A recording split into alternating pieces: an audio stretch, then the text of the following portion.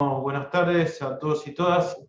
Horacio, si querés podemos comenzar con la presentación de Violeta. Yo voy a silenciar a todos y le pido entonces a Horacio y a Violeta que se activen sus sonidos para comenzar la charla.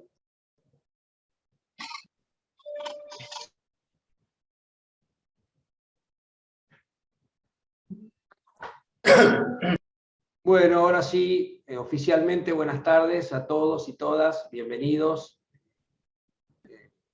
Venimos trabajando este ciclo de charlas que involucra a compañeros y compañeras de Casa Central y también de la red de filiales. Hoy contamos con la participación de Violeta Boronat Pont. Violeta forma parte del movimiento cooperativo desde el año 2000. Ha tenido una amplia participación en el Centro Cultural de la Cooperación y también en IDELCOP, en la Fundación de Educación Cooperativa, espacio que actualmente está coordinando. Actualmente es la coordinadora de IDELCOP. Su actividad se orienta al desarrollo institucional de organizaciones públicas, cooperativas y sociales. Se ha desempeñado en el ámbito universitario, en el sistema formador nacional y de la ciudad de Buenos Aires.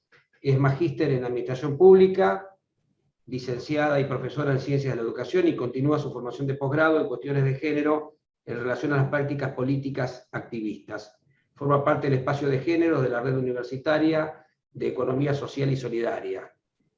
Creo que se ha despertado un gran interés, Violeta, porque además por primera vez vamos a tener una intervención que no nos va a hablar fundamentalmente de números, ni de macroeconomía, ni de estadísticas, sino que nos vamos a adentrar en un tema blando muy importante, que es la cuestión de la participación plena y pertinente, que solo es posible si efectivamente lo hacemos desde la gestión en la empresa cooperativa.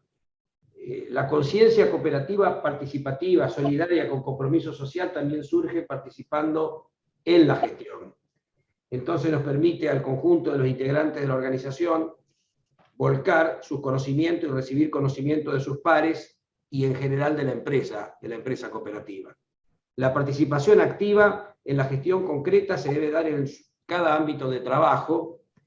Trabajar mancomunadamente en equipo genera conciencia participativa y solidaria. Esto se desprende de los escritos preparatorios del modelo integral de gestión y de alguna manera es un homenaje a nuestro querido doctor Ángel Petriela. Así que Violeta, cuando dispongas, te escuchamos. Somos en este momento 191 compañeros participando. Bueno, wow, muchas gracias. Buenas tardes. Gracias, Horacio, por traer a Ángel Petriela en esta conversación, que ha sido mi mentor, un compañero de trabajo, un jefe, un referente, así que aprendimos mucho de Ángel y me encanta que lo traigas. Así que, bueno, agradezco el espacio. No, como vamos a hablar de educación, no vamos a hablar de certezas, ¿sí? Ni de verdades acabadas, pero como en economía tampoco, me siento como parte de una misma conversación. Yo espero que les entusiasme el contenido. Esta charla se inscribe en lo que llamamos educación cooperativa y no casualmente elegimos otro título, ¿sí? Que fue formarse y formar parte, ¿sí? A ver, tenemos corroborado que esta idea de la educación cooperativa suena en forma inmediata a principios y valores, y sobre eso hay algunas discusiones porque se lo piensa como algo abstracto, ¿sí? Bueno, el objetivo de esta charla justamente es trabajar una práctica que es actual y a su vez es fundacional para la cooperativa, como es la formación, y que deviene justamente de los principios cooperativos. Entonces la invitación un poquito es como a sacarle lustre, ¿no? Como en la milonga, a poner en valor, a resignificar, a cuestionarnos, a pensar un poquito alrededor de la formación para hacer, digo, una de las tareas que abonan a la batalla cultural, ¿sí? Esa es un poquito la propuesta de la charla.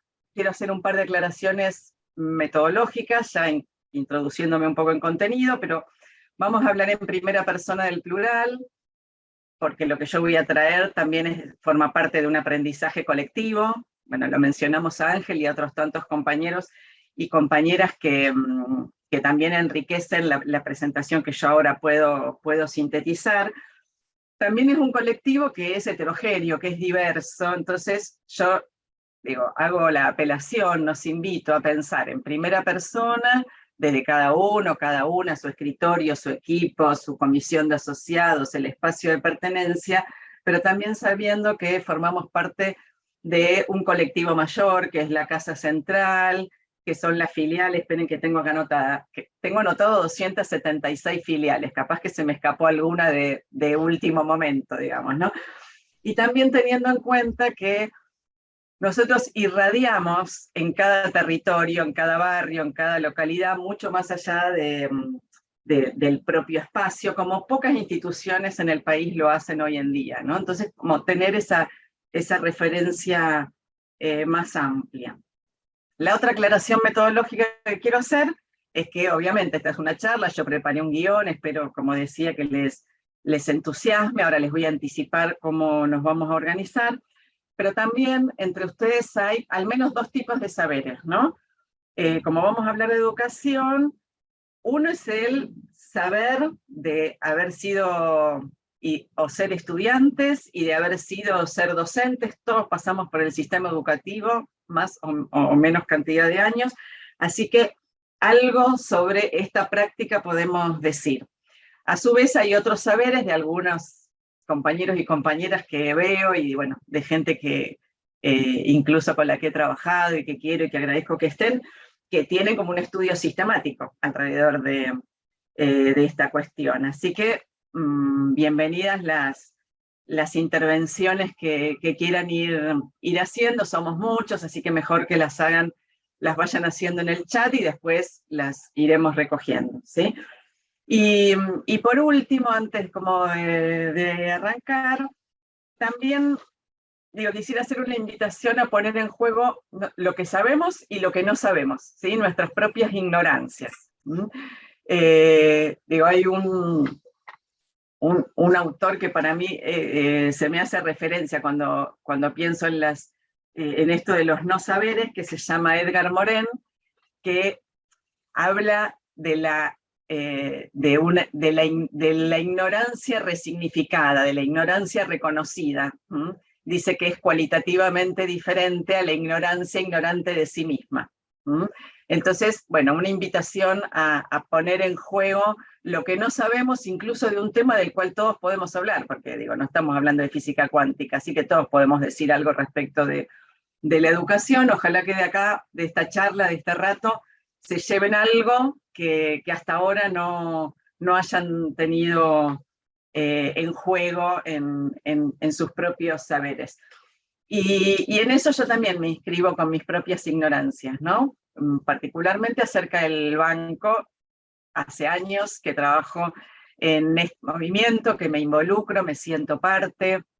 He trabajado específicamente en algunas políticas del banco y ahora lo estoy haciendo con más detalle, y sin embargo siempre me doy cuenta que hay algún latir más de lo local puede ser un área, de lo local es una filial cuando nos acercamos para algún trabajo en particular, que se me hace nuevo, que me abre ahí nuevas preguntas. Así que, también asumo mi propia ignorancia en lo que hoy vamos a hablar.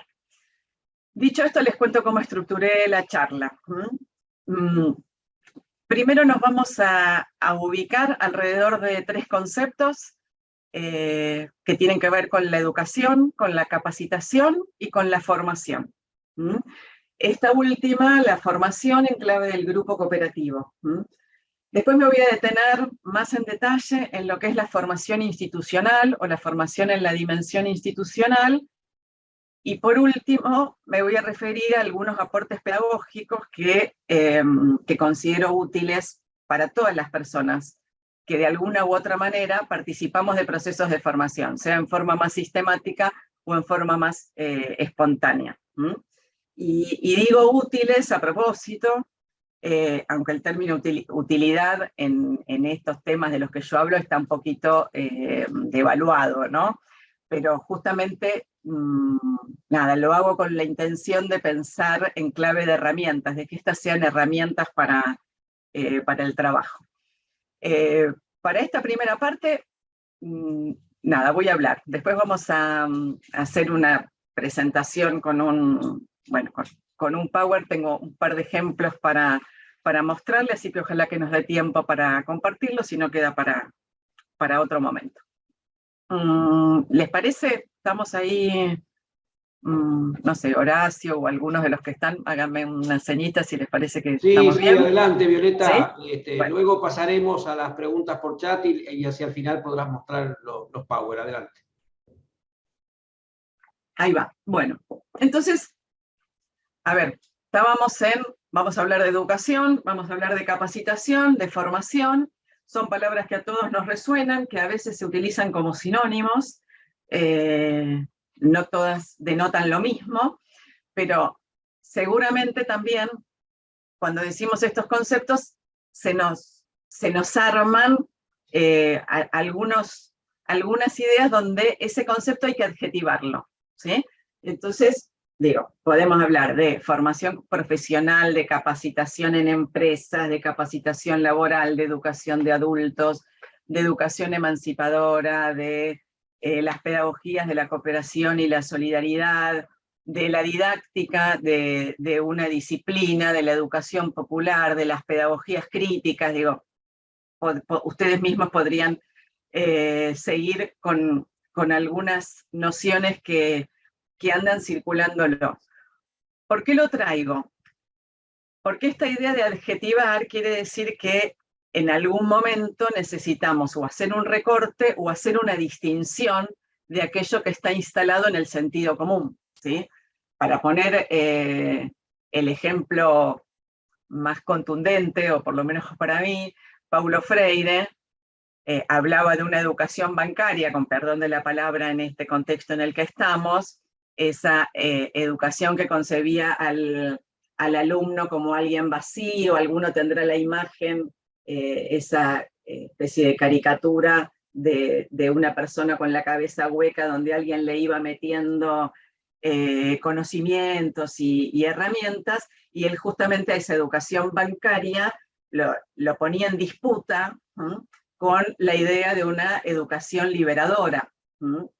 Bien, en cualquier caso, cuando hablamos, por ejemplo, de una pedagogía crítica, lo estamos poniendo en discusión respecto de una pedagogía que abona a la reproducción del status quo, del sistema dominante, ¿sí?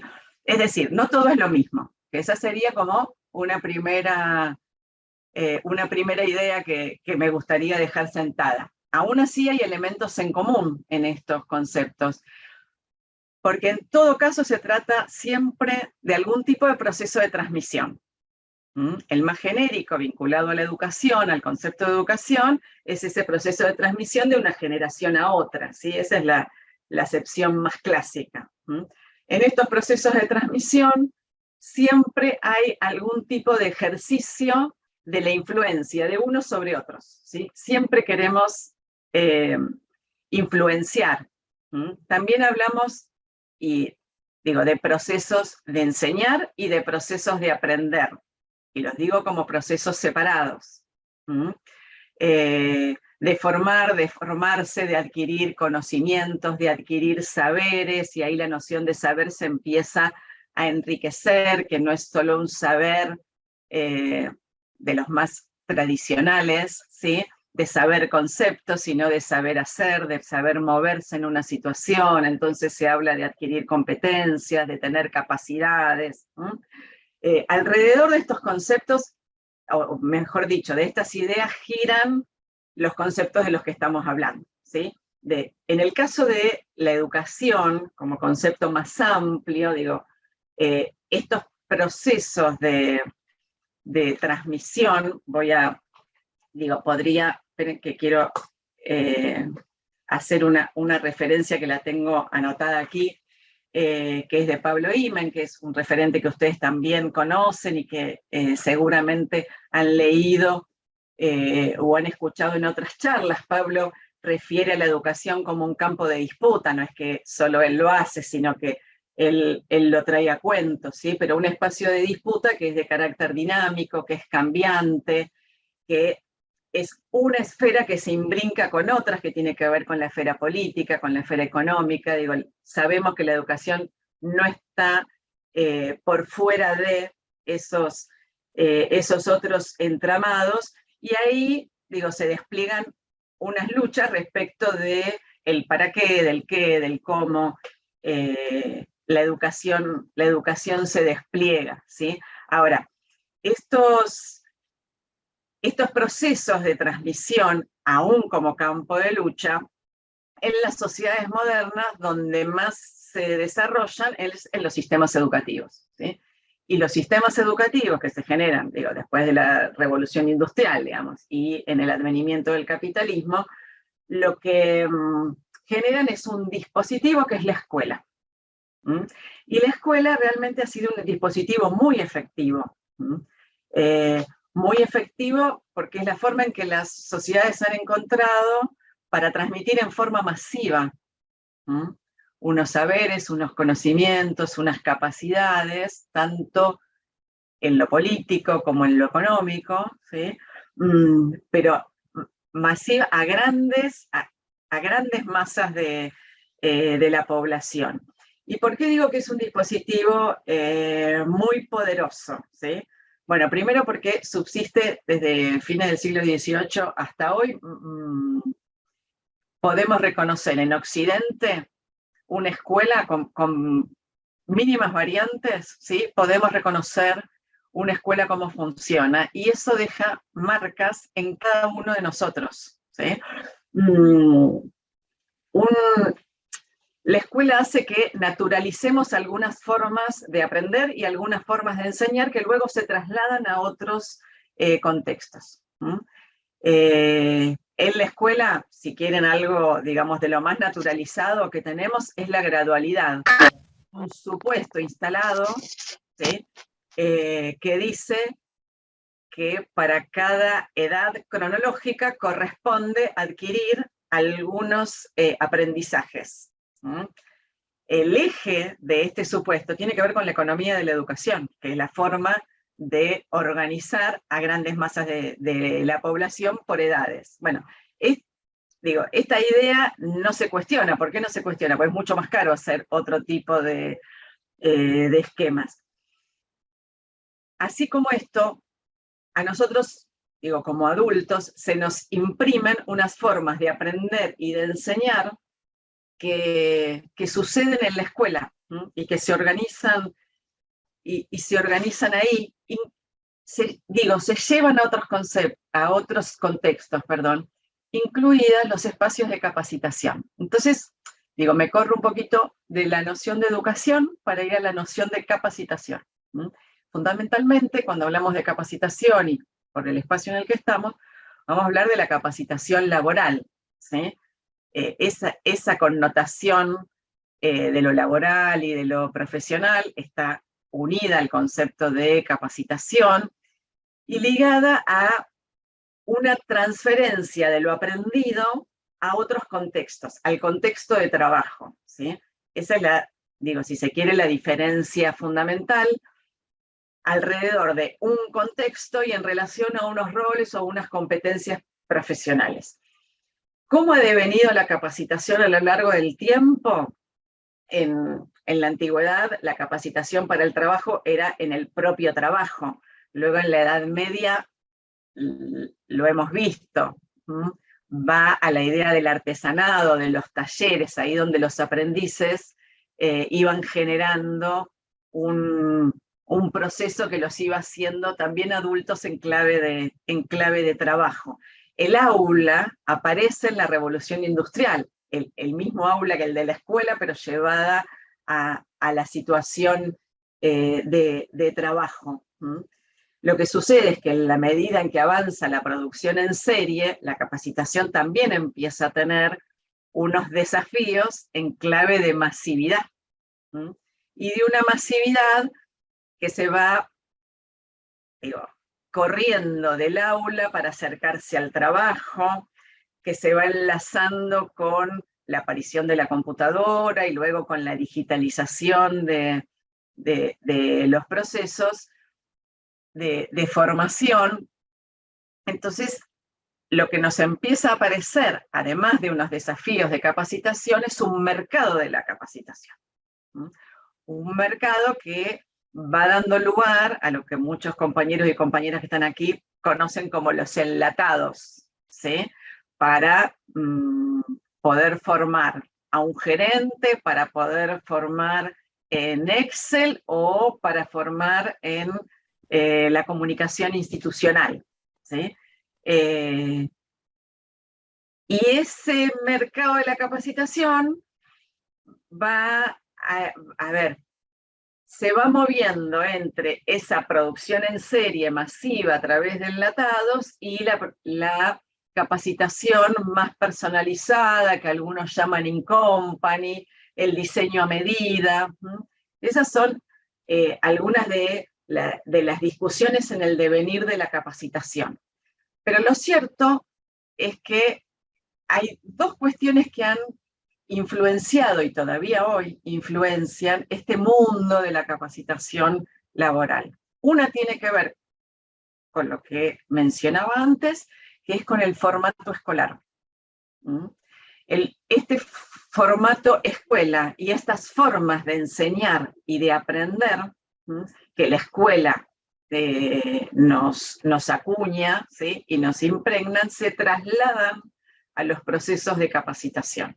Ahí tenemos un elemento. Otro elemento es el predominio de la idea de eficiencia en la capacitación. ¿Y esto por qué se da? Porque la mayor influencia que han tenido las diferentes teorías alrededor de las prácticas de capacitación laboral, digo, la mayor influencia ha estado dada por las ciencias de la administración. Y alrededor de cómo se piensa a la administración y a una administración eficiente, se han enlazado con aquellas teorías del aprendizaje que mejor dialogan, particularmente en el control de las variables para los procesos de aprendizaje y a su vez de la enseñanza. Lo que voy a decir ahora tiene que ver solamente para ilustrar a aquellos que vienen del campo, ¿sí? El conductismo ha sido la teoría del aprendizaje por excelencia y todos sus derivados para la enseñanza que mejor se ha ligado con la capacitación.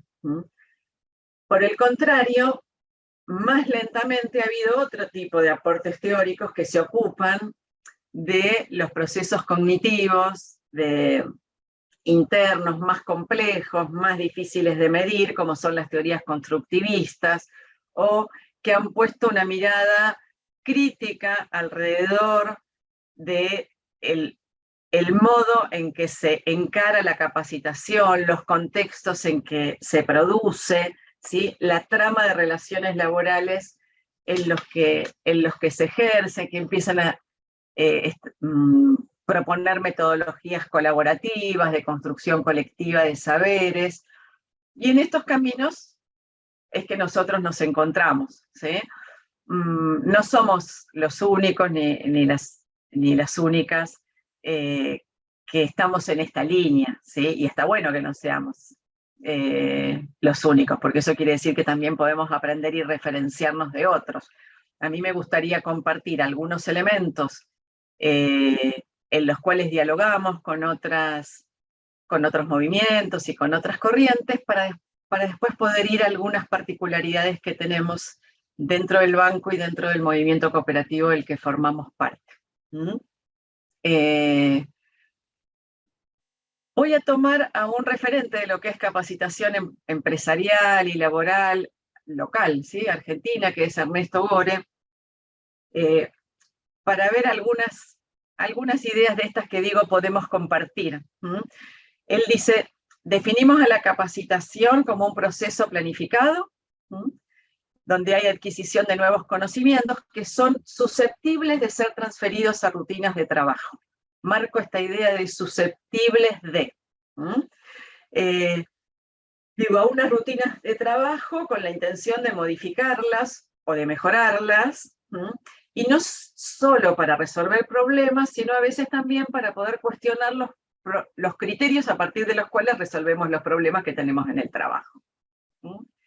Y agrega, se trata de un proceso social que es complejo, que no es aislable, y que forma parte de una red de acuerdos en las organizaciones en las cuales nos instalamos, y cuando hablamos de una red de acuerdos, hablamos de una dimensión política que supone relaciones entre el saber y el poder. Por último dice, también diferenciamos la capacitación de un proceso más amplio del que forma parte, que es el aprendizaje colectivo. No todos los procesos de aprendizaje colectivo requieren capacitación, pero sí estaría bueno que todos los procesos de capacitación, ¿sí?, involucren procesos de aprendizaje colectivo. Yo de acá quiero rescatar algunas ideas de lo que acabo de leer.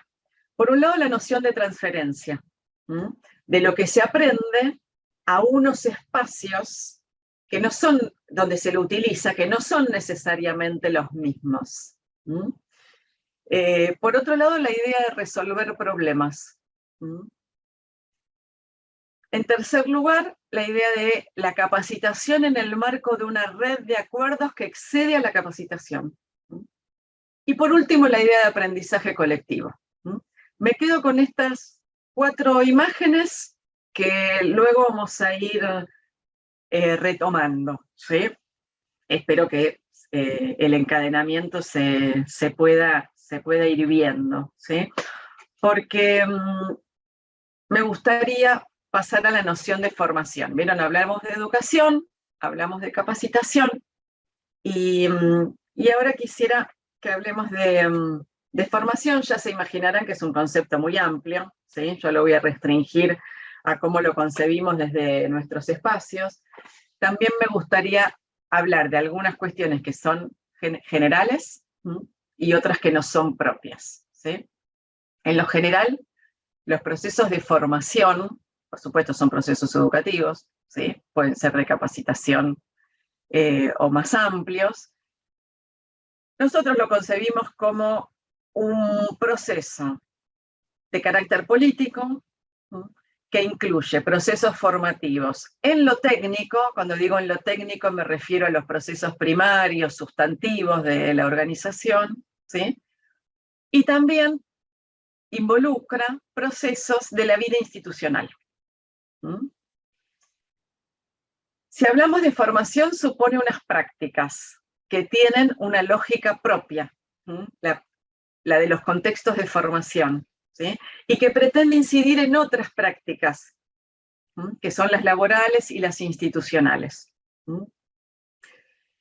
Nosotros concebimos a la formación como un proceso que confía en la capacidad de autoformación colectiva y que propone herramientas para facilitarlas. Ahí vamos a hablar de la pedagogía. Concebimos a la formación como una actividad situada, no enlatada, quiero decir.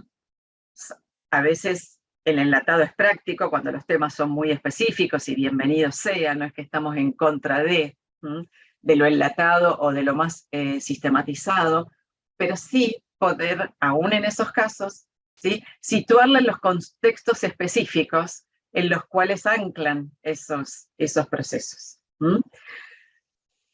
Y pensamos a una formación que combina la capacitación, más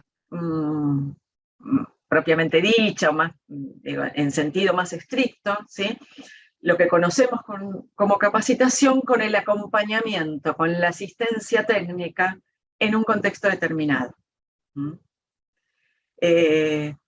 ¿Por qué? Porque sabemos que el proceso de enseñanza no produce automáticamente procesos de aprendizaje. Ahí vieron que se habla del proceso de enseñanza-aprendizaje. Bueno, estos procesos no son automáticos. En el medio vamos a ver que suceden cosas, ¿sí? Que lo que se enseña no necesariamente se aprende, que se enseñan cosas que tal vez no son las que están previstas e igual se enseñan aunque uno no quiera. Y que el que aprende en el marco de una red de saberes y de relaciones que le hacen aprender algunas cosas de las que le quisieron enseñar y otras. Entonces, poder asumir esto forma parte de darle complejidad a la formación y a su vez de hacerla más realista. Por ese motivo, digo, los procesos de acompañamiento pueden guiar, pueden orientar, pueden abonar a estas cuestiones más diversificadas, más personalizadas, tanto en lo individual como en pequeños grupos, ¿sí? Si hablamos de formación, podemos hablar de formación general, aquella que aporta fundamento, que aporta argumentación, que va en clave de desarrollo, y estoy pensando para quienes estamos aquí en lo que puede ser, por ejemplo, la formación en el PLED. A eso le referimos cuando decimos formación general, y hay unas formaciones específicas que pueden ser en lo comercial, en lo operativo, y también en lo institucional. La formación tiene, aquí, en los espacios en los que estamos hablando, dos rasgos que le son identitarios, que le son muy propios. Todos los que dije antes también son propios, pero son compartidos con una mirada de formación crítica, constructiva, emancipatoria. ¿Por qué le doy a los rasgos identitarios que voy a mencionar ahora un valor especial? Porque, porque hacen a nuestra identidad, justamente, y además porque los desafíos que nos generan son mucho más complejos que todos los anteriores, ¿sí?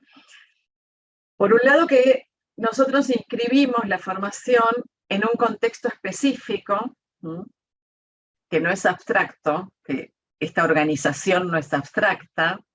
Algunos autores hablan de la organización en la acción. Ahora, esta organización es una cooperativa. Y como cooperativa nace abierta, con asociados y asociadas que están involucrados en su gestión. No solo están involucrados o interesados en recibir un servicio. Entonces, que estén asociados y asociadas adentro, como estamos acá adentro en estos cuadraditos, nos genera unos diálogos y unos desafíos de enseñar y de aprender que son distintos a los que remiten solo a una relación laboral o a los que remiten solo a una asociación civil, que podría ser otro caso, ¿sí? Este entrecruzamiento lo hace muy rico y también muy desafiante. Cuando yo digo que asociados y asociadas estamos involucrados en la gestión de la organización, tenemos que tener claro que las formas de pertenencia y las formas de participación que mencionaba Horacio al principio van cambiando. Y aquí han cambiado mucho, porque, en parte por la propia expansión y crecimiento de la organización, a lo cual hay que sumarle la sofisticación, la regulación y el crecimiento que ha adquirido el sistema financiero. En esas modificaciones, lo que creo que tenemos que rescatar es el empeño, la preocupación constante de ampliar, de profundizar los niveles de adhesión y compromiso, y también las formas en que esos niveles de participación y compromiso se ponen en juego. Por ahí va nuestro principal desafío. Entonces, este primer rasgo identitario que separé para ponerle foco, hace que la formación esté mediatizada por unas relaciones que son, por un lado, relaciones laborales con el personal, con empleados, empleadas, funcionarios y funcionarias, y que esté mediatizada por unas relaciones que son mercantiles, con asociados y asociadas. Y en ninguno de los dos casos, esas relaciones son las únicas, porque hay una relación que es política, que es institucional, que está imbrincada en esa relación de empleo, y que está imbrincada en esa relación de un asociado, una asociada con el banco. A su vez, hay otros tipos de relaciones que se enlazan en este gran colectivo que somos. Hay relaciones de parentesco, de amistad, de club de fútbol, de partido político, de comisión de asociados, de comisión gremial, de comisión de género. Si la pudiéramos dibujar, la trama se va haciendo mucho más compleja y mucho más abierta. Entonces, hago como si fuera una nota al pie, digo, hace un rato dije no podemos controlar todas las variables. Bueno, si nosotros y nosotras nos podemos representar acá, esta red de relaciones con los que estamos aquí, que no sé, somos un montón, ¿sí? Si podemos representar... 230. ¿Cuántos? 230. Sí, en estos 230 que somos, ¿sí? Imaginemos qué tipo de relaciones hay entre nosotros y nosotras. ¿Sí? Ya ahí, digo, la red se nos abre. No somos, lo que nos une no es solo estar hoy acá, ni siquiera ser parte del banco. Dentro del banco nos unen otras relaciones, y fuera del banco también. Con lo cual, querer controlar lo que pasa, por ejemplo, ahora en este espacio de la charla, es una ilusión. Que está bueno. Digo, nos manejamos con ilusiones y hacemos el juego de que ahora estamos hablando solo de esto, pero no estamos hablando solo de esto. También suceden otras cosas. Veía una compañera que estaba con su niñita. Bueno, ¿sí? Eso también está sucediendo en simultáneo a que estamos hablando y estamos pensando la formación, ¿sí? Otro estará cerrando algo del trabajo y otro estará pensando que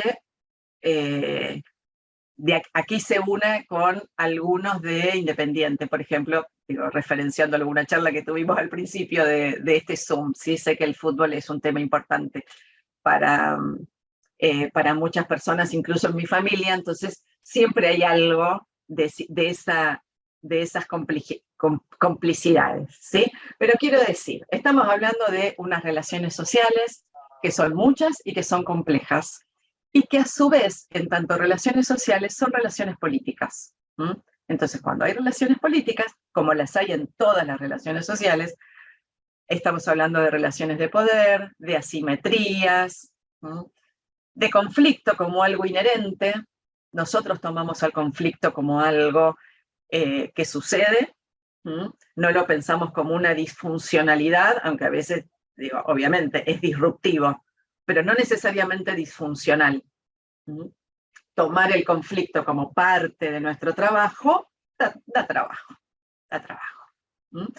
Entonces, voy a recuperar. Estábamos hablando de formación. Dijimos algunas cuestiones que son comunes a los procesos de formación desde una perspectiva crítica como la concebimos, y yo dije hay dos rasgos identitarios. Uno tiene que ver con que aquí quienes son los sujetos y sujetas, son quienes trabajan y quienes hacen parte de la cooperativa en una relación de asociados y asociadas. Esto tiene una complejidad que a su vez se entrama con una red de relaciones sociales más amplias. Ese un paquete. El otro rasgo identitario de nuestra formación es que nosotros nos proponemos incidir en procesos de transformación social. Digo, de transformación en la propia organización y también en la sociedad. Que dicho así, digo, es muy amplio, ¿no? Pero digo, esos procesos de transformación pueden ser en el barrio, pueden ser en la comunidad próxima. Es mío, pero lo tenía a cargo en ese momento y lo hizo bien. Me parece que se prendió algún micrófono. Entonces, aquí hay un objetivo explícito, ¿sí?, de incluir el contexto en nuestra formación, aún con los conflictos que eso conlleva. Y esto es contracultural a lo que son las prácticas de formación y de capacitación en empresas, absolutamente contracultural y poco habitual.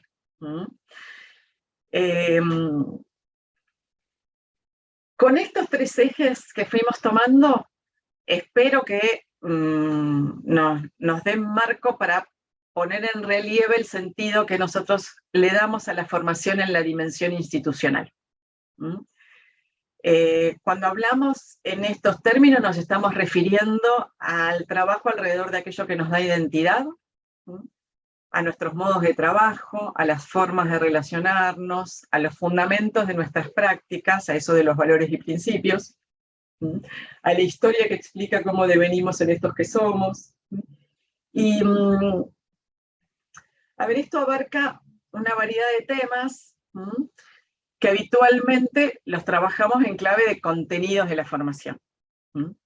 En términos generales, no voy a hacer una lista exhaustiva, pero uno podría hablar de contenidos de la formación en la dimensión institucional que aquí utilizamos, como puede ser el modelo integral de gestión, o el balance social. También podemos pensar en clave de contenidos, algunos aquí seguramente han participado de los cursos de organización y gestión cooperativa del PLED, o de economía social y solidaria, de educación cooperativa. Digo, en todos estos vamos trabajando con contenidos específicos que hacen a la dimensión institucional. Y este es un elemento muy importante para seguir profundizando. Ahora, también podemos abordar la dimensión institucional como una perspectiva de la formación y como una perspectiva de nuestras prácticas. No estoy diciendo nada que no hagamos, lo que quiero es ponerlo en relieve. Esa perspectiva, ¿dónde se ve? No solo en la formación o en la charla la charla institucional, que es un elemento sustantivo y que hace a los contenidos. Cuando hablamos de una perspectiva es cuando podemos ver ese rasgo identitario en la norma que generamos, en la comunicación que hacemos, en la que decidimos no hacer, en el proyecto nuevo que encaramos, en tener un departamento específico de entidades de carácter social, en tener comisiones de asociados y asociadas en cada localidad donde el banco está emplazado. Ahí hay una perspectiva institucional que está en juego. Y digo, esa perspectiva, a ver, ¿a qué refiere? A la matriz desde la cual nosotros estamos analizando la realidad. Eso nos permite como trabajar en distintos planos, darle profundidad al mensaje, y sobre este punto consideramos que tenemos una oportunidad para trabajar y para enriquecer. ¿A qué efectos? A efectos de que cada uno de nosotros pueda llevar esa perspectiva con la mayor cantidad de herramientas posibles, que es argumento, que es poder desarrollar una idea, fundamentarla, sostener un debate, incluir una dimensión que es institucional, que es pedagógica, que es cultural, que es de género, poder ir enriqueciendo nuestras propias prácticas con unos saberes que son unos saberes colectivos, ¿sí? Esto, digo, amplía los espacios de acción y amplía el universo de quienes podemos ser hacedores de, y digo, que este formar parte de nos haga protagonistas en trabajar con el mensaje y transferir algunos conceptos, elementos, herramientas que adquirimos más en clave, comillas, teórica, a nuestras propias prácticas cotidianas. Si recupero el inicio de la charla, veo que o por lo menos yo espero que resuene esto de la educación cooperativa y de los valores y principios cuando hablamos de la dimensión institucional, porque estamos hablando en una misma clave. Pero para poner un poquitito iba a decir de sal en la herida, pero no sería correcta el mensaje. No, quiero poner un poquitito ahí de fuego. En la idea quiero advertir sobre un cuidado, sobre algunos cuidados que tenemos que tener. Lo que aquí llamamos dimensión institucional forma parte de lo que es nuestro régimen de verdad. Entonces, digo, los que vengan de las ciencias sociales les va a resonar este concepto, que es un concepto de Foucault, que es muy rico, es muy poderoso, y no vamos a entrar en eso, pero sí lo traigo para pensar en esta idea de cuál es la verdad y qué quiere decir que sea un régimen. Esto tiene una potencia y a su vez tiene unos riesgos, ¿sí? La potencia de tener una identidad que, aunque la consideremos como la consideramos, que es dinámica, que es reflexiva y que es cambiante, igual es un régimen de verdad, donde uno se plantea, somos esto que somos, y además nos proponemos transformarnos, pero bueno, desde lo que somos. Eso es muy potente porque nos aúna como colectivo y nos orienta. ¿Qué riesgo encontramos? Para decirlo sintéticamente, el riesgo es el del lema vacío. El de que se nos convierta como en una cantinela, de que tenemos una cantidad de lemas que los vamos aplicando, o que sintamos que eso no habla de nosotros. Ahí tenemos un riesgo y tenemos un desafío. Es el desafío de poder resignificar, de poder apropiarnos y reapropiarnos, e invitar a nuevos y nuevas integrantes también a apropiarse de esta identidad, de poder resignificarla, de poder hacerla crecer y de articularla permanentemente en nuestras prácticas. Entonces, nada, me interesa ahí la tensión que se nos puede como ir generando. Como para ir cerrando esta primera parte, digo, creo que a esta altura ya advertimos, digo, la complejidad que tiene estos objetivos que autoasumimos. Podríamos pensarlo de otra manera, podríamos decir, la capacitación nos sirve para mejorar y queremos que tenga resultado rápido, eficiente, y ahí nos plantamos, ¿sí? Estamos absorbiendo desde la propia experiencia, sabemos que hay unas complejidades y asumimos otras que hacen a nuestro ser desde la fundación, no del banco solamente, ¿sí? Desde la fundación de este movimiento cooperativo más amplio. Pero en esas complejidades, digo, donde las vemos que están mediatizadas por relaciones laborales, por procesos de trabajo, por el vínculo y los servicios que le prestamos asociados y asociadas, también tenemos que identificar complejidades alrededor de la homogeneidad y diversidad entre las edades de las personas con las que nos movemos, de las experiencias, de los lugares donde desarrollan sus actividades, ¿sí? A cada uno le resuena diferente según el lugar donde está posicionado, ¿sí? Y mencioné al pasar el tema del tiempo. Es importante destacar que los procesos colectivos y participativos, como nosotros queremos encarar, llevan más tiempo. No hay, digo, eso está corroborado. no hay discusión. Lleva más tiempo. Son más ricos, y sabemos que lo son, pero requieren unos procesamientos que son más lentos y más caros, en todo sentido de la palabra, de lo caro, más caros de acompañar y de transitar. Entonces la pregunta final es si la pedagogía da respuesta a esto. La respuesta sería que sí y que no.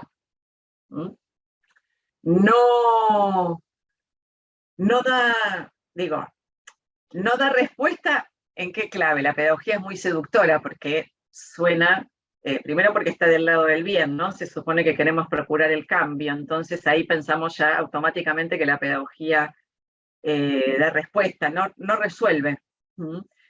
Cuando hablamos de pedagogía no estamos hablando solo de enseñar, ¿no? Estamos hablando de una política, de qué queremos enseñar, de cómo, del para qué, de con qué herramientas, de una política que habilita unas herramientas para poder trabajar en esas líneas que nos trazamos. Entonces, como no es un proceso que podemos aislar, hace un ratito hablábamos de los procesos de capacitación y de formación son una relación política, se establecen en una red de acuerdos, ¿sí? Entonces se da en el marco de unos procesos más complejos, con lo cual no podemos aislar, no resuelve. ¿En qué sí resuelve? En que puede aportar unas prácticas que sean coherentes con una política que sea enriquecedora, que sea liberadora. Y ahí, digo, las pedagogías críticas, que son aquellas a las cuales adscribimos y que dan cuenta de que estos procesos no son neutrales, nos pueden dar una clave de por qué aquí sí hablamos de pedagogía, por qué nos nutrimos de esa dimensión política y por qué en otros ámbitos empresariales no se habla de pedagogía en estos términos, ¿sí? Sino que se habla de pedagogía en clave de la herramienta técnica para dar la clase. Nosotros adscribimos a otro marco, y de ese marco nos tenemos que hacer cargo. Entonces aquí la invitación, y con esto voy cerrando esta primera parte, la invitación a abonar a nuestra identidad cooperativa, ¿sí? Como un sello diferencial. Ahí tenemos que enriquecer permanentemente ese sello para poder trabajarlo entre nosotras y nosotras y entre todos aquellos y aquellas que se vayan sumando, poniendo en valor, por un lado, los principios, los discursos y nuestras prácticas, poniendo en valor y poniéndolo en discusión. Y eso es dar la batalla cultural en clave de cada coyuntura. Así que yo voy a cerrar por acá para escuchar, tal vez escuchar en palabras, no sé, veo muchas cosas en el chat, pero no estoy viendo qué. Así que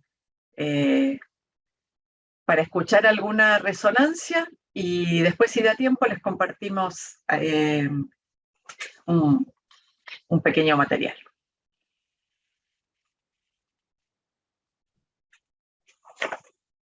Bueno, muy bien, Violeta.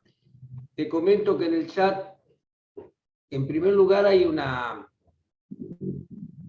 un mensaje de Marcelo Aguilar, que dice: Paulo Freire decía que todo acto educativo es político, y eso abre seguramente alguna reflexión y que nos involucra a todos.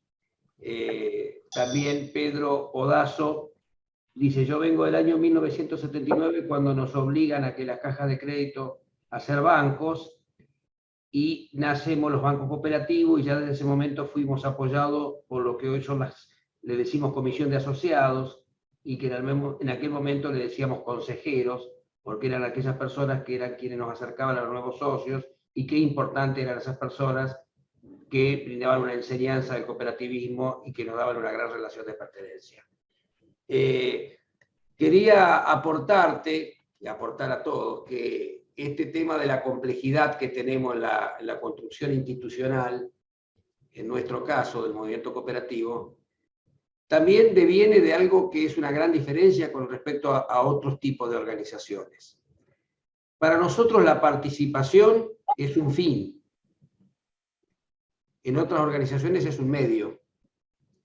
Y al ser un fin la participación, lo que le da ese carácter de pleno y pertinente, nos obliga a profundizar en los procesos de enseñanza, de pedagogías aplicadas, de capacitaciones focalizadas, para tratar de acercar a todos los compañeros y compañeras, digamos, en esta funcionalidad que pretendemos de transformar a los funcionarios o de construir a los funcionarios en funcionarios dirigentes, ir escalando en el compromiso con el cooperativismo.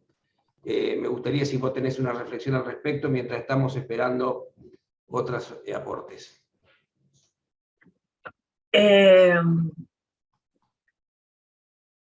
Mi reflexión, a ver, la voy a sintetizar en dos ideas. Por un lado, rescatar este carácter inherente a la organización respecto de la participación. Así como decimos, tomamos el conflicto como algo inherente a, la participación está inscripta dentro de los procesos que hacen a una organización cooperativa. Esto va adquiriendo diferentes formas, y aquí el movimiento cooperativo alrededor del banco tiene también un rasgo diferencial y muy complejo, ¿sí? Que tiene que ver con la escala. Con la escala y la diversificación territorial, la heterogeneidad territorial que tenemos en Argentina.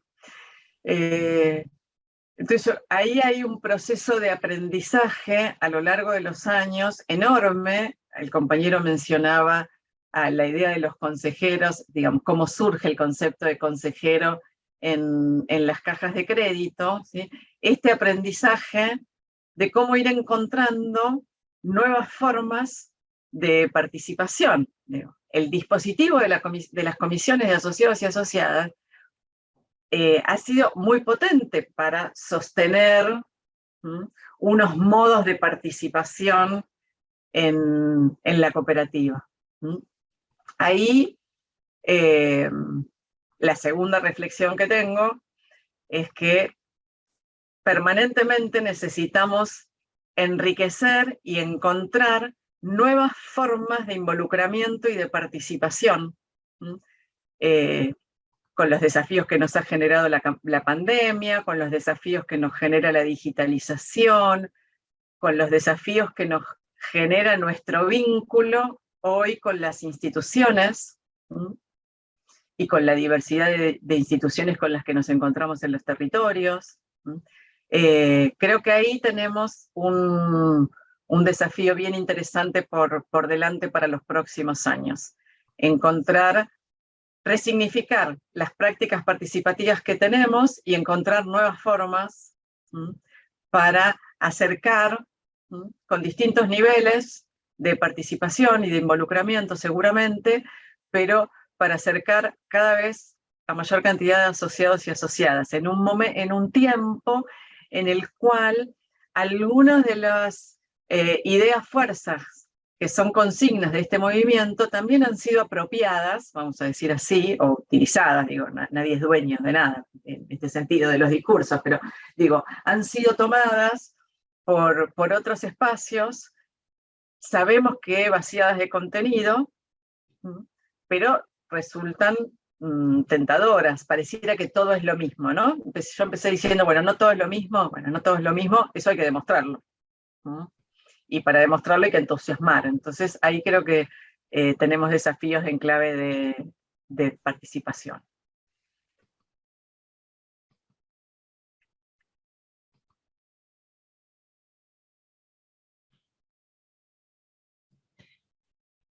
Hay otras preguntas. Vemos.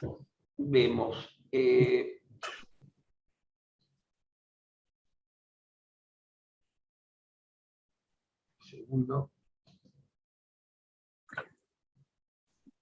Sí, Bueno, te están planteando si pudieras describir el concepto de educación emancipadora,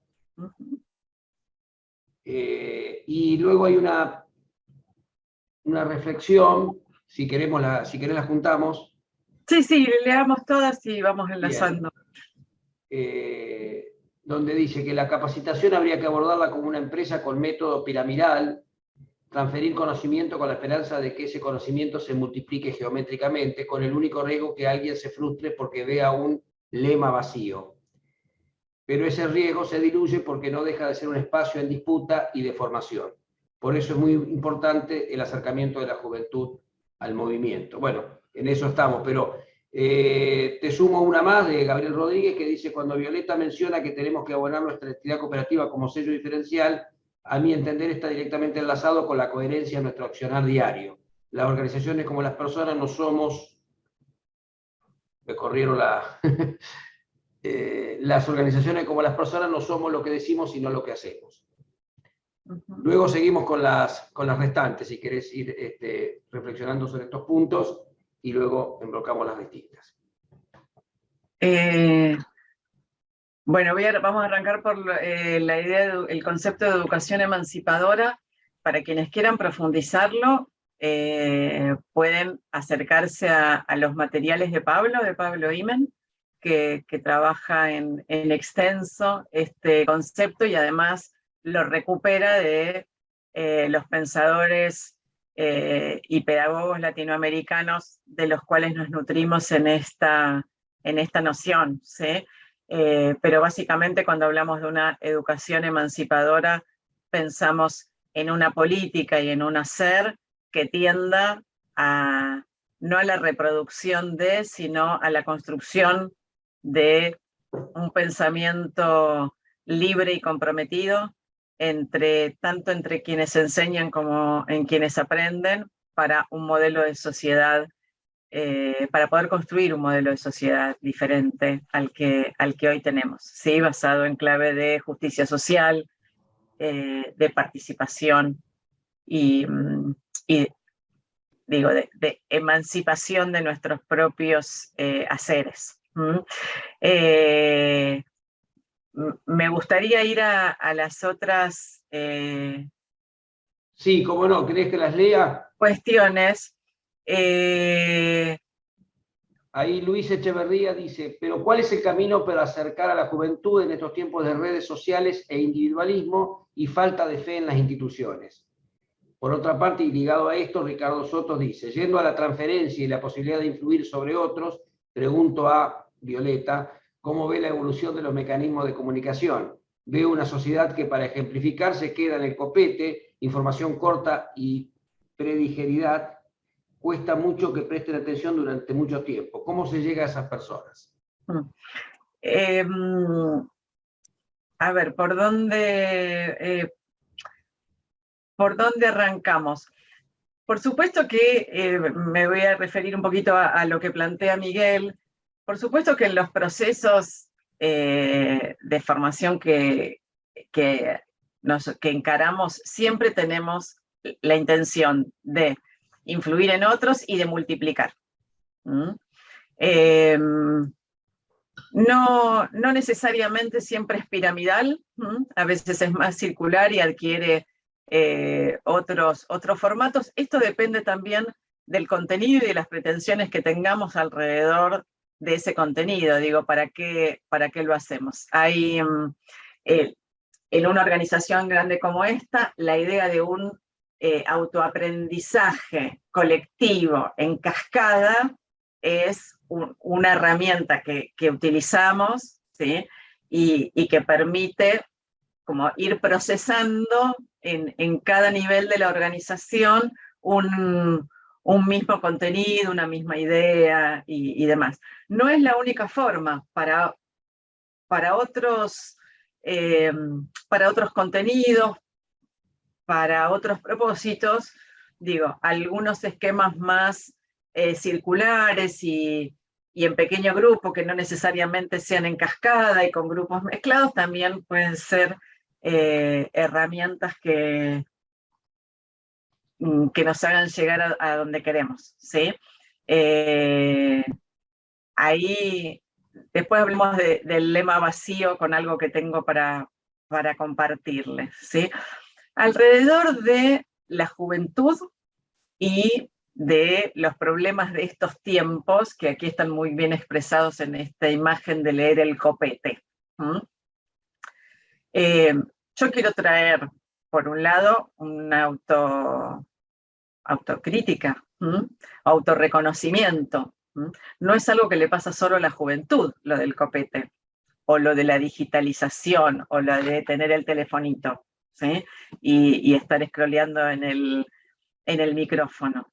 Es algo que se va impregnando en nuestras propias lógicas. Por supuesto, los que somos más grandes tenemos la costumbre, esta costumbre escolar, que hace que podamos, tal vez, bancarnos una charla más tiempo. Si aquí hubiera jóvenes de 20 años, la charla tendría que haber durado 15 minutos y después vemos por dónde seguimos, ¿sí? Yo me tomo el atrevimiento de hablar más sabiendo que somos todos más grandes. Es cierto, pero también es cierto que vamos adquiriendo nuevas prácticas al ritmo que esta sociedad, postcapitalista y digital nos va marcando. Entonces, ¿qué podemos hacer? Y podemos ir, tramando algunas prácticas. Lo voy a poner en clave de diversificar. Diversificar formatos, buscar diferentes modos de acercarnos a los contenidos, de darle contenido a los lemas, y ahí retomo alguna idea de la que estaban planteando antes. No sé si hay alguna otra, pero yo... Sí, hay una consulta de Lucas Bárzola, o una de la filial 135, que en realidad es una propuesta, junto con la de Carola Reyes, que también van en el mismo sentido. Buenas tardes, es muy importante que se den espacios en capacitación a los empleados para generar sentido de pertenencia. Están los PLET, los cursos, pero es importante dar espacios dentro del horario laboral para captar o transformar. Y Carola Reyes nos dice, buenas tardes, considero que si bien todos podemos enseñar a partir de la experiencia, es sumamente necesario contar con personas preparadas y que tengan la capacidad de transmitir, motivar al oyente y demás. Creo que ahí también podés retomar el tema del ciclo de charlas, del concurso de los charlistas que venimos trabajando en las redes fundamentalmente y las comisiones de asociados.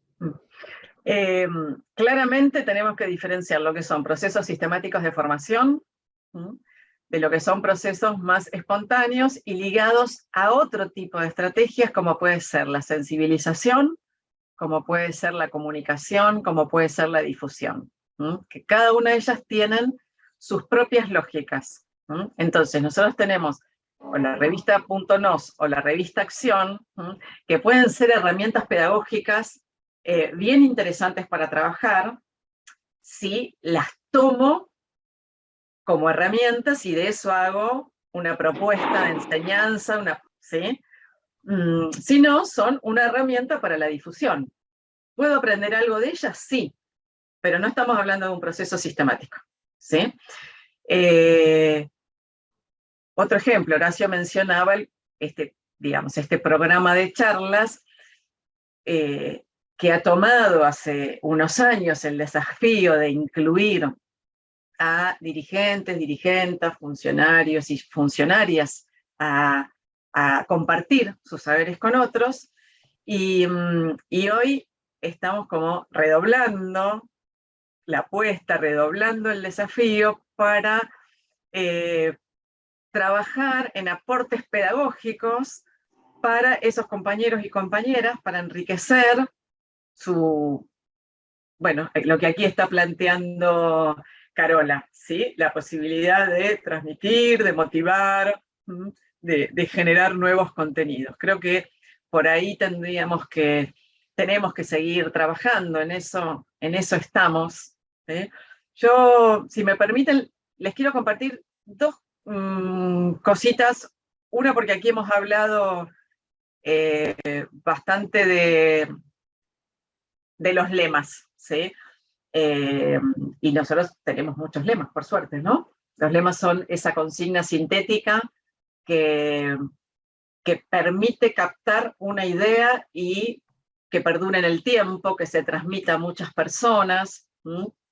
Aquí simplemente había preparado como para reforzar de qué estuvimos hablando, de educación, de capacitación, de formación institucional, en clave de contenido y en clave de perspectiva, y de formación y pedagogía. Yo quería rescatar como un caso, un ejemplo de la tarea que han realizado otros compañeros de IDELCOP y del banco, desde la Secretaría de Educación, en algo que seguramente muchos de los que están acá han participado, ¿sí? Que es alguno de los talleres que se han hecho en pandemia, de construir futuro desde nuestras raíces. Justamente trabajaba a partir de algunas de las frases emblemáticas del movimiento, ¿sí? Por ejemplo, esta del dinero de los argentinos en manos argentinas, ¿no? Y justamente, digo, ¿por qué lo tomo? Porque cuando estaba preparando un poquito la presentación, bueno, se me hacía diálogo con esta actividad, donde el trabajo justamente es tomar un lema, ¿sí? Y colectivamente pensar en el contexto de surgimiento y en el significado que ese lema puede adquirir en el contexto actual, que no necesariamente tiene por qué ser el mismo. Pero ha sido un ejercicio que permite a cada persona referenciarse con ese contexto en el cual puede haber formado parte, ¿no? O del cual no tiene idea y solo escuchó el lema, pero puede escuchar a otros, ¿sí? A ver qué cosas pasaron, qué sentires hubo en ese lunapar.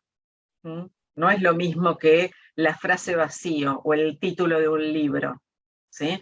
Es un otro que me está contando de cómo la transpiró ahí, de cómo se emocionó, de cómo le impactó, desde dónde viajó para llegar a ese evento, que me hace pensar que la historia en este banco, en este movimiento, no empieza cuando yo llego. Viene de un atrás de muchos y muchas. Y para aquellos que estuvieron, también es la posibilidad de volver a sentirse parte en clave de legado, en clave de presente. Y es una actividad que también invitaba a construir un lema que pudiera sintetizar algunas de las propuestas, convicciones o desafíos que el colectivo tuviera en este momento y quisiera como aportarlo al movimiento, ¿sí? También en esta idea de hacerse parte desde un presente hacia un porvenir. Me parece que es un lindo caso para pensar cómo esa historia, esa línea de tiempo que siempre construimos, o esos lemas, pueden quedar vacíos, vaciados, ¿sí? Repetidos cual letanía, o pueden ir resignificándose, tarea que tiene que ser permanente, porque, como dice un dirigente de esta organización, Reinaldo Pettinari lo escucho a menudo, cuando hablamos de las comisiones de asociados y asociadas, dice, bueno, pero tengamos en cuenta que las comisiones son dinámicas, heterogéneas y cambiantes, y bienvenido que así lo sea. Entonces ahí tenemos un desafío permanente, en clave de empleadas, lo mismo. Entonces, no podemos pensar, bueno, esto ya está, tenemos que ir por otra cosa. Tenemos que resignificarlo y a su vez tenemos que dotar de mayores contenidos a la dimensión institucional que no sea solo la historia. Ahí en clave de desafío para la dimensión institucional. Yo quería jugar, pero por vicio profesional, jugar un poquito con esto de la pedagogía, que hablamos en clave de política, hablamos en clave de prácticas, de herramientas, ¿sí? Corriéndome un segundito de las actividades del banco, si me permiten, y quiero jugar un poquito con el abecedario. Digo, abecedario como algo tan básico como herramienta. Digo, ¿qué pasaría si yo hoy tuviera que trabajar con el abecedario? ¿Por dónde me acerco? Lo tengo acá.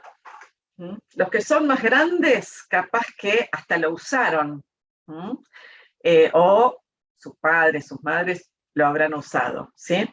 Este libro UPA es el libro con el cual desde los años 30 hasta los 60 aprendieron a leer y a escribir la mayor parte de los argentinos. Fíjense, 150.000 ejemplares ahora nos parece nada, en 18 ediciones en ese momento era un montón, ¿sí? Vamos a ponerlo en contexto. Como yo había pensado que esta charla era presencial, es más, lo compré para llevarlo y mostrárselos, ¿sí?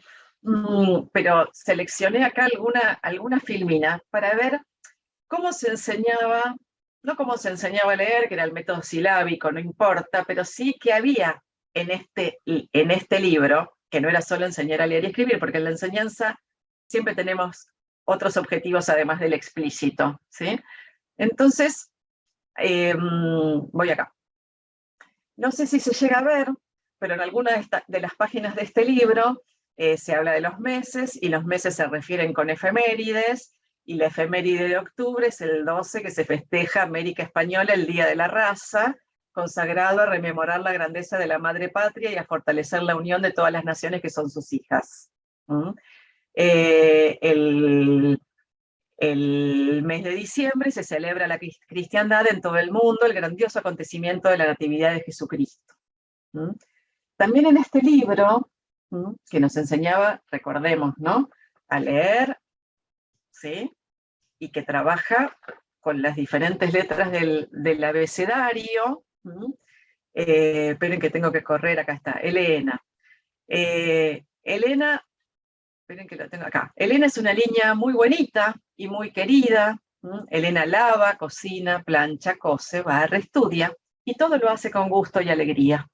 No voy a sobreabundar, pero ustedes ya se imaginarán que el muchachito de este libro no lava, ni cocina, ni cose, ni barre. Sí juega y va con el papá a hacer algunas actividades.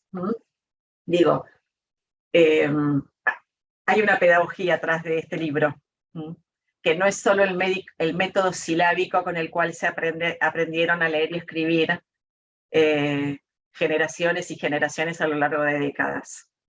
Acá hay política, acá hay contenido.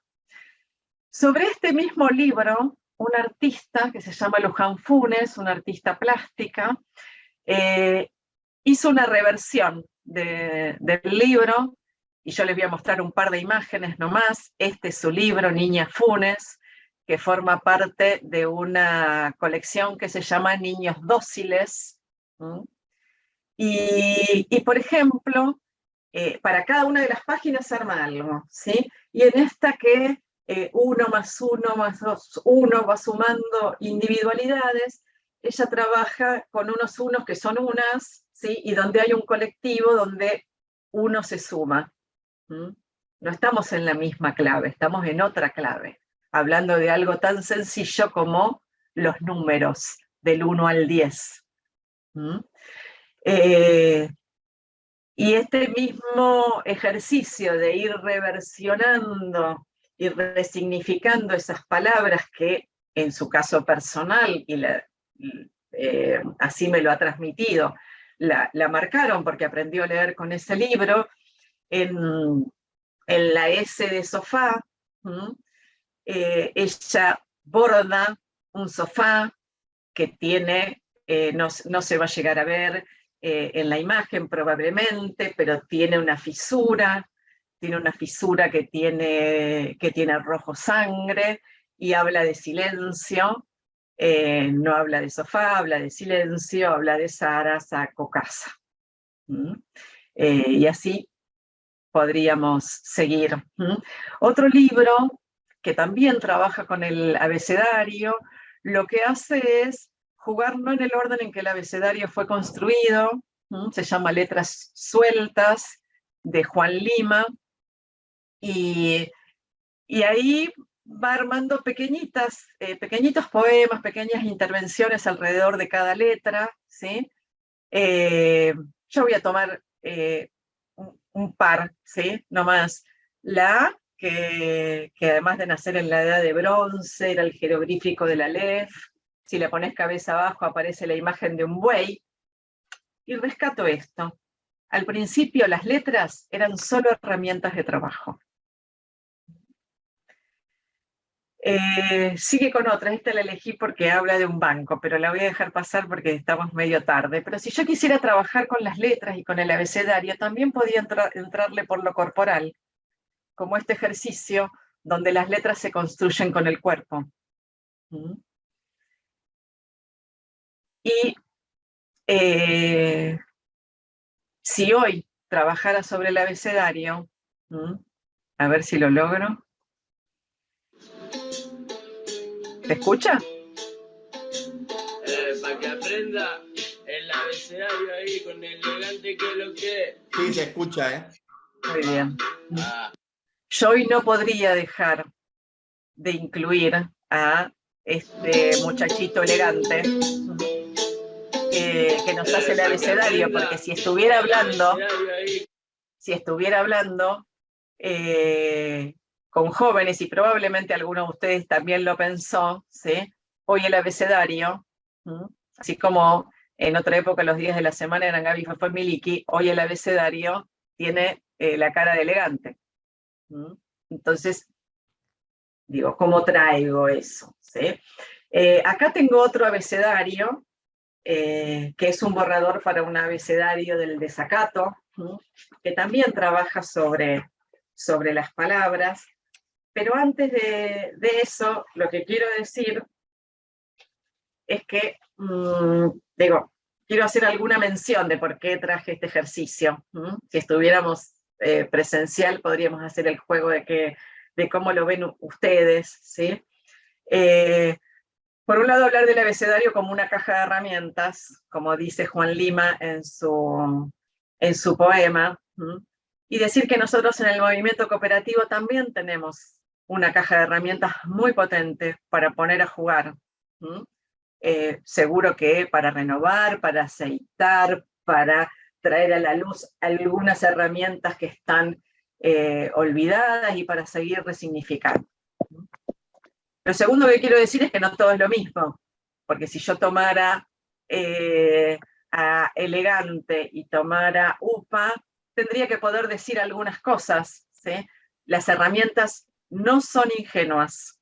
Una vez dice, bueno, no, esto es una herramienta, depende de cómo se la use. Bueno, la herramienta en sí, ¿sí?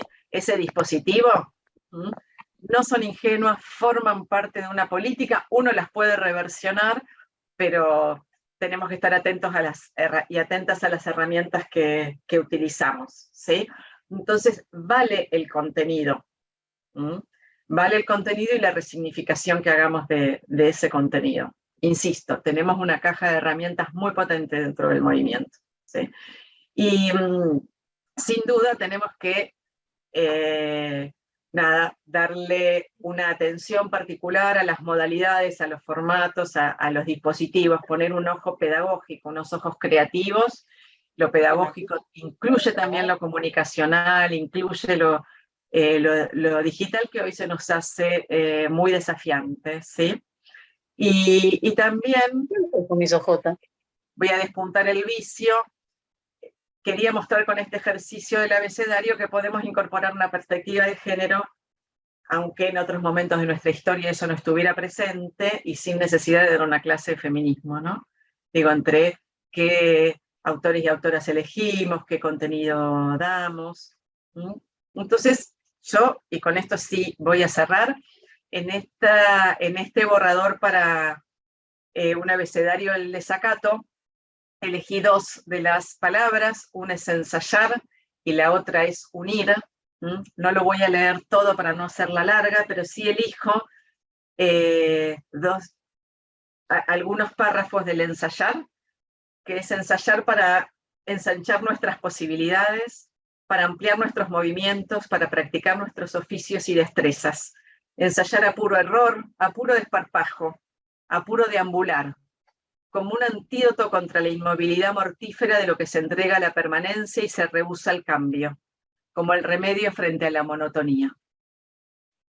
Y elijo de unir un parrafito nomás, que dice unir para articular, para anudar fuerzas, pasiones, ideas y movimiento. Unir con la pericia de quien hace de la maraña un tejido. Así que bueno, la invitación a que unamos con esa pericia de las tejedoras y también con el ensayo, porque es el modo que estoy convencida que seguir dando batalla.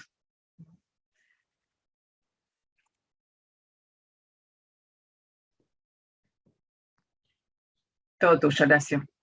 Bueno, muchas gracias, Violeta. Nos habían quedado unos mensajes que no alcanzamos a comentar, de Juan Andino, de la Gerencia Operativa, que dice: buenas tardes, hablando de mi experiencia en la Gerencia Operativa, encontramos una forma de captar a los nuevos compañeros, otorgándole el espacio necesario en las reuniones mensuales y además intercambiando opiniones sobre los principios cooperativistas. Pero también entiendo que es un trabajo constante y bien, como mencionaba Violeta, de venir actualizándose al contexto.